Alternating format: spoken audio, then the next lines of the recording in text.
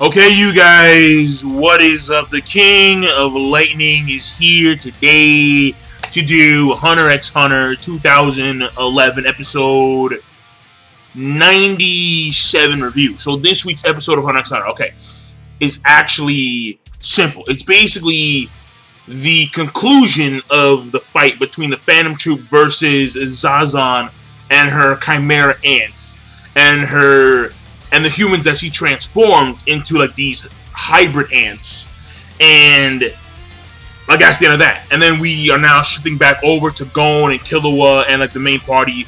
They are now going into the East Gorturo country, and the culling of humans is going to take place in 9 days. Okay, so when it comes, so first of all, I did say keep an eye on Feitan, because Feitan he was going to do some crazy ass shit, some crazy ass stuff.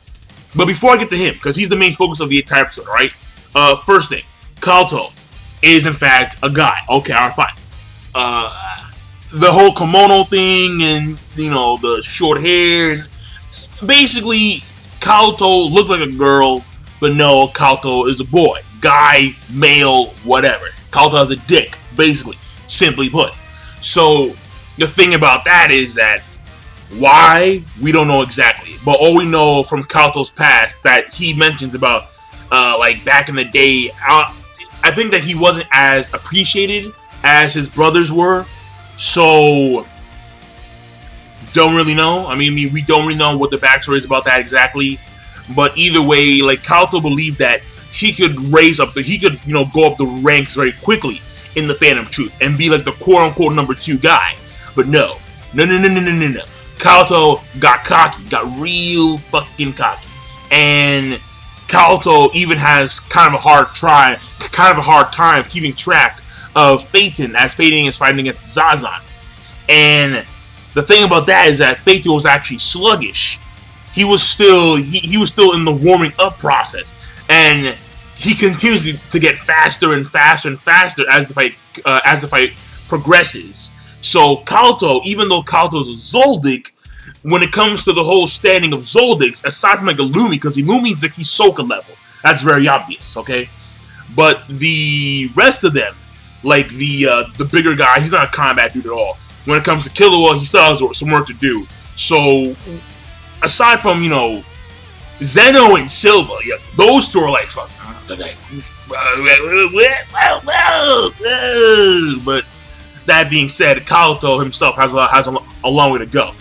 So, the next thing, Shizuku. We actually see the tattoo, what number she is amongst Phantom Troop. She's number 8. And we see her tattoo because when she escapes that one guy's web, she has to take off her clothes, and then she summons Blinky, actually hits this guy several times and opens these like wounds on his body, and then sucks up all the blood. So, like, that to me I thought was actually very cool, because she actually has a fairly unique and hacked ability. I want to say it's special, but I think it's what is it called? It's not emissions. It's the category where they can like create stuff on the fly. Conjure, I think it's called. I think she's that. You know, because what's his face is the same thing. Kurapika, you know, his Nen chain is of that Conjure class. I think it's called Conjure. But I'm not too sure about that one. It's reinforcement, then emissions, then transformations, then manipulation. Maybe it is. I'm not too sure exactly. I'm not. But either way, the thing about it is that she's able to actually utilize her ability to actually get the job done.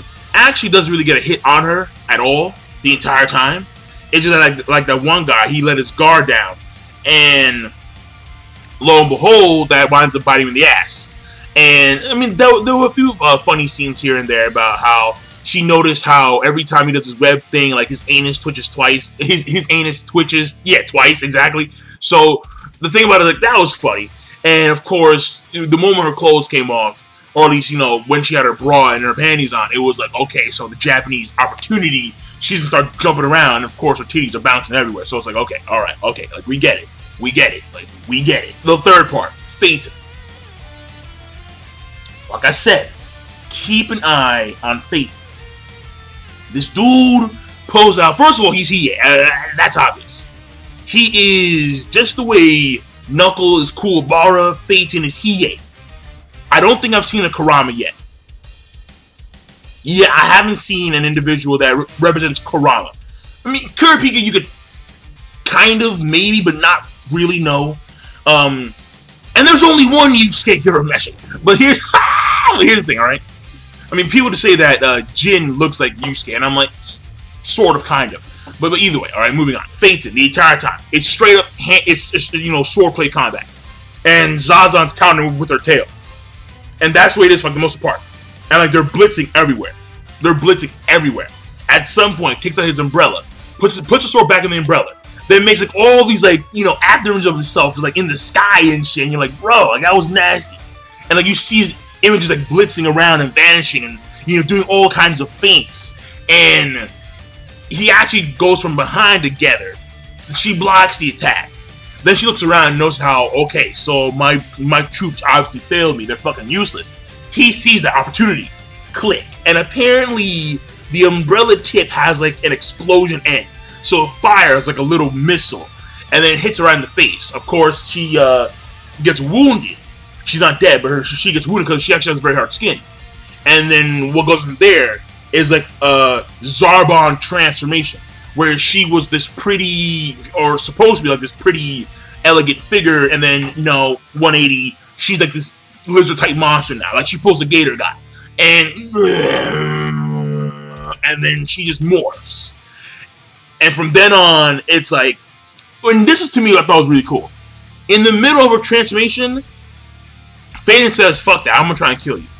And that to me, I think is cool because too many times in Shonen have we seen motherfuckers just stand there, let dudes power up.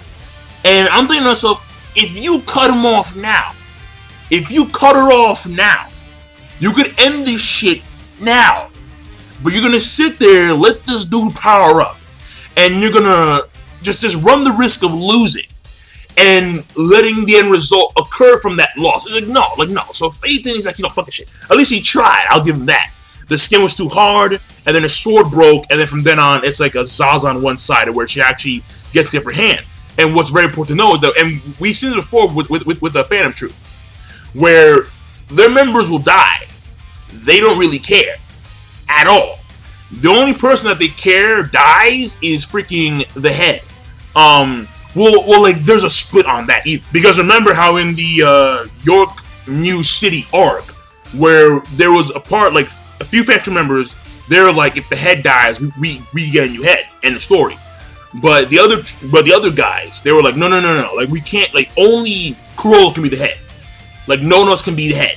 That's the way it is. So even then, there's a split. But the thing about it is that on a whole, they have no remorse and they have no emotions for their own members, and they're easily like replaceable. So the thing about it is that there is camaraderie, but it's only there for the sense of if you're actually beneficial to the overall troop. If you're not, then it's like, fuck you. And if you die, it's like, okay, fuck you. Like, so that's why they were like waiting in line to see who was next to fight. Like they were like stoked, like yeah, like if they didn't die, it's like I'm next. I'm ready to go. I'm ready to fly. So I mean, like that's just the way it was, and that was very unique and very, well, I can't say unique, but it was very cool to see.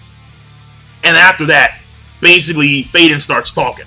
And then the way it was in the manga, it was as if like he was saying something in like a completely different language. But in this case, in the anime, I couldn't really tell because it sounded like Japanese. It sounded like regular old Japanese with like a, with like some kind of twist. But either way, he starts talking, and then his Nen powers up. And we actually see where, like, in his Nen, where it has, like, a weird, like, ghostly blue aura to it. In that ghostly blue aura, we see, like, these red streaks. And those red streaks seem to have, like, these, like, ghouls, like, these souls inside those red streaks, if you watch very carefully. So, it was very menacing, very ominous. And then what's happening is that he pulls out some fire stuff. And again, more reference to Hiei here in Yu Hakusho. Burnt by the sun. Yeah, Pain Packer, or some shit like that. Like Pain Packer, Pain Puncher, Rising Sun. And I'm thinking to myself, okay, so they're like, this is the Mortal Flame. Like, it's obvious. And then it was hinted by Sphinx that apparently he can do more of these things. Like, he can do, like, higher levels, or he has more armors. Because the moment he powers up his Nen, he has this armor on him. And then from then on, it's basically like, okay, so now I'm going to make this freaking, like, miniature sun. And Zazan, oh man, like, her hair instantly burned off. And then her body was charred in like a few minutes, like a few seconds actually. And he's just sitting there laughing the entire time. Fucked up. This dude's sitting there laughing the entire fucking time. Talking smack as she's dying.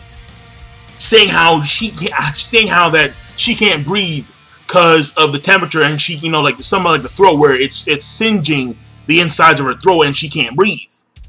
And he's just sitting there laughing the entire time. So I'm thinking like, yo, like, this guy, he's got some whole new level shit. Like once he gets angry, it's game over. He will annihilate you, and that's what happened. She got annihilated. So that ends her reign right then and there. Alright, the short-lived queen of this building in the Meteor City. Alright, fine. And then they see the guys who she transformed. They have her transform back, and then they want to die because, you know, their lives are pretty much over with. And he's like, and Finks is like, nah. If you're gonna go, I'll go out with a bang. And then they fight, and then they obviously all die. So the episode overall, okay. So the episode, I thought it was a good episode. I really did. Animation as usual on point. Phaeton doing his thing to me was just epic because again, he is like TA 2.0, 3.0.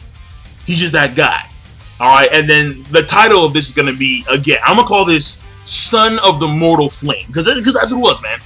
And so we can assume that if in fact this is the modern day version of the Mortal Flame, we can assume that his other versions may include like Darkness Flames. In this case, that may be like an Amaterasu version. I mean, who knows? Who knows?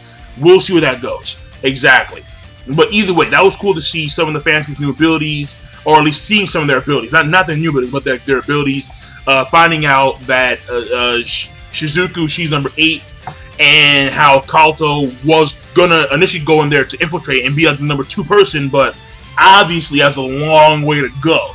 So overall rating for the episode, I'm gonna give it a good plus because Phaeton, he was just that awesome. He was that awesome. So I'm done. King of Lightning. You should of course rate, comment, and subscribe as always. Peace. Have a nice day.